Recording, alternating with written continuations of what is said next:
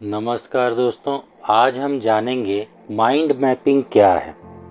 Advance technology, fast ज़िंदगी और कदम कदम पर बढ़ती प्रतियोगिता ने हमारे काम करने के तरीके में बड़ा परिवर्तन कर दिया है।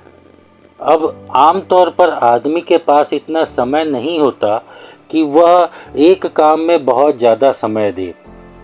शायद इसीलिए अपने काम को आसान बनाने के तरीके भी इंसान ने खुद ही ढूंढ निकाले।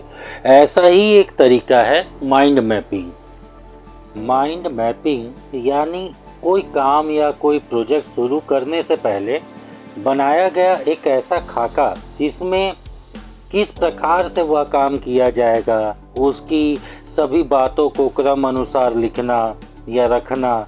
जब हम बिना प्लान किए कोई भी काम करते हैं तो उसमें आखिरी समय में कई बातें याद आती हैं, कई बातें छूट जाती हैं।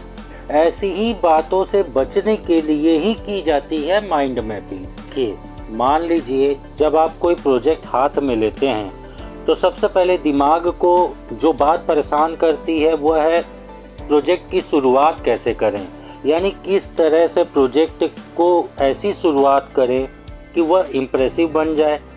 इनके अलावा उसके दूसरे, तीसरे, चौथे पॉइंट्स क्या होंगे आदि। ऐसे में प्रोजेक्ट बनाने में माइंड मैपिंग से बड़ी सहायता मिलती है। इसे ऐसे समझा जा सकता है कि मान लीजिए आपको किसी बच्चे से सर्कस पर एक निबंध लिखवाना है, तो अगर आप बच्चे से अच्छा निबंध लिखवाना चाहते हैं तो आप उसको सर्कस में प्रयोग होने वाले 10 चीज़ों के काम लिखने को कहिए। मतलब जोकर, नेट, जानवर, आर्टिस्ट आदि। इससे एक जगह पर इतने सारे नाम इकट्ठा हो जाएंगे तो इन शब्दों की सहायता से उस सर्कस के बारे में दूसरी बातें लिखने में कहीं ज़्यादा आसानी होगी। ऐसे ही जब आप किसी प्रोजेक्ट की शुरुआत करें तो उस प्रोजेक्ट से संबंधित जो भी बात आपके दिमाग में हो उसे एक कागज़ पर लिखते जाएं। एक बार आप इन विचारों को नोट कर लें, उसके बाद एक अलग सादा कागज़ लें और उस पर अपने प्रोजेक्ट का सेंट्रल आइडिया लिख लें। उसके बाद दूसरे नंबर पर आने वाला बिंदु, फिर उसके बाद तीसरे नंबर पर आने वाला, ऐसे एक के बाद एक आने वाली बातों को लिखकर एक पूरा खाका तैयार कर लें। माइंड मैपिंग से किसी भी प्रोजेक्ट में शामिल किए जाने वाली बातों के छूटने की संभावना शून्य हो जाती है।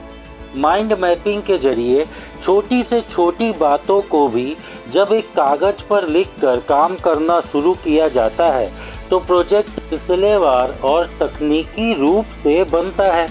माइंड मैपिंग का एक बहुत बड़ा फायदा यह है कि आपकी सोच क्रिएटिव हो जाती है और साथ ही समस्याओं का भी सकारात्मक हल ढूंढ निकालने में यह आपको सक्षम करता है।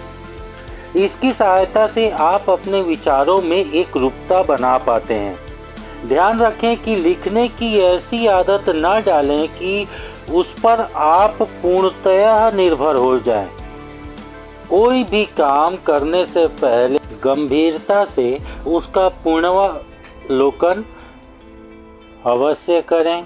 कार्य योजना बना लें ताकि ऐन वक्त पर कोई बात दिमाग से निकल ना जाए। माइंड मैपिंग के लिए कई सॉफ्टवेयर भी उपलब्ध हैं। Travel plan mind map, wedding plan mind map, genetic note mind map, history project mind map, project planning mind map आदि के लिए सॉफ्टवेयर भी उपलब्ध हैं। यह एक महत्वपूर्ण स्किल है। अगर आप ऐसे सीखना चाहते हैं तो आप इंटरनेट पर भी दी गई विभिन्न वेबसाइटों की सहायता लेकर इसे समझ सकते हैं। दोस्तों, मैं उम्मीद करता हूँ माइंड मैपिंग के ऊपर यह जानकारी आपके बहुत काम आएगी। आपके लक्ष्य हासिल करने में, आपका कोई भी काम हो उसकी प्लानिंग करने में, उसको अपने भविष्य के सुधारने के लिए और उसे और अच्छा बनाने के लिए ये जानकारी आपके बहुत काम आएगी।